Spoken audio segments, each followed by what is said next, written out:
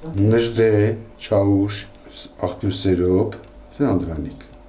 ինչ նման եմ արել։ Փայտի փորագրիչ Հրաչյա Օհանյանի առաջին աշխատանքներից է, որը ստեղծել է երիտասարդ տարիքում։ Հաջորդել է հայկական նախշազարդերով պատիժամացույցը, որը տարիներ անց անհետացել էր եւ հայտնաբերվել 35 տարի հետո։ Որդիներն այն գտել եւ հոր Հոբելյանի օրը անակնկալ էին մատուցել։ Մեղվելուց լացել եմ ուրախությունից,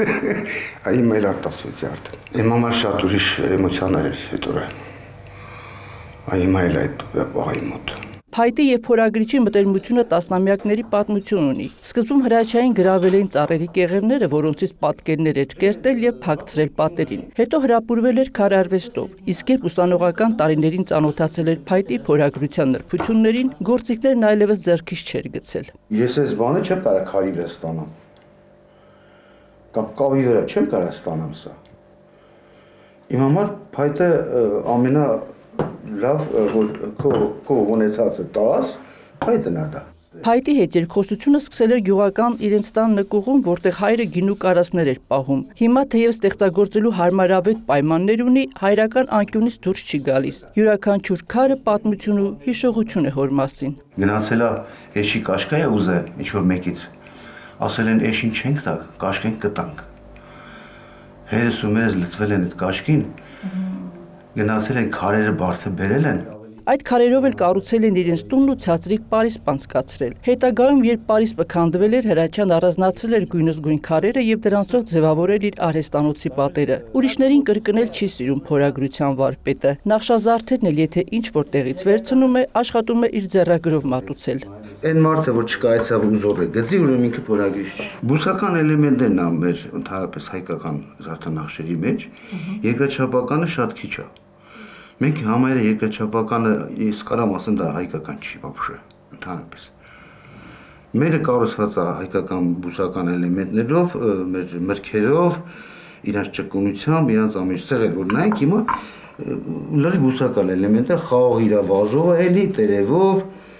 մի խոսքով, ամեն նուր կա, թուրս կա, էլի ծիրան եմ արել ստեղ։ Իրական եւ հեքիաթային կերպարներ փորագրելու շրջանից դուրս է եկել։ Հիմա սեղանի եւ ժամանցային խաղեր է պատրաստում։ Նարդի, նաեւ եռակողմ նարդի, շախմատ, շաշկի, դոմինո, լոտո, հատկապես դոմինոն ու լոտոն, ասում է, համախմբելու մտերմացնելու խորհուրդ ունեն։ Ոչ միայն ժամանց են ապահովում, այլև մի սեղանի շուրջ են հավաքում ընտանիքի անդամներին։ Նպատակը դա որ մարդիկ զբաղվում ունենան, գեղեցիկ զբաղվեն իրաց ընտանիքով հանդերձ, իրաց բալիկների հետ միասին։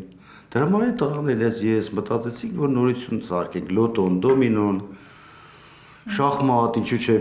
Այս փոքր շախմատը երբևէ չի եղել։ Փայտի նկատմամբ սերը փոխանցվել է նաև որդիներին, որոնց օգնությամբ Հրաչյան նոր տեխնոլոգիաներով համալրված արհեստանոց է հիմնել։ Հաստոցների միջով դուրս եկած գործերից հեշտ է բաժանվում, դժվարությամբ է բաց թողնում ձեռքով ստեղծածը։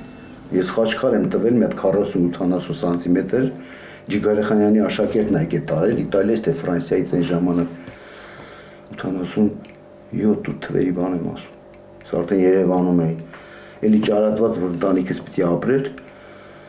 լացել եմ այդ խաչքարը տանելուց։ Աշխատում է հիմնականում ընկուզենու, հաճարենու եւ վիետնամական կարմիր փայտով։ Նաեւ երկրորդ կյանք է տալիս մաշված կահույքին։ Անհրաժեշտության դեպքում դրանց դռները քողարկում նախշազարդերի տակ։ Իսկ որպիսի աշխատանքները երկար պահպանվեն, պատում է մեղրամոմով։ Հայկուշ Ասլանյան, Հայկ Պետրոսյան, լուրեր։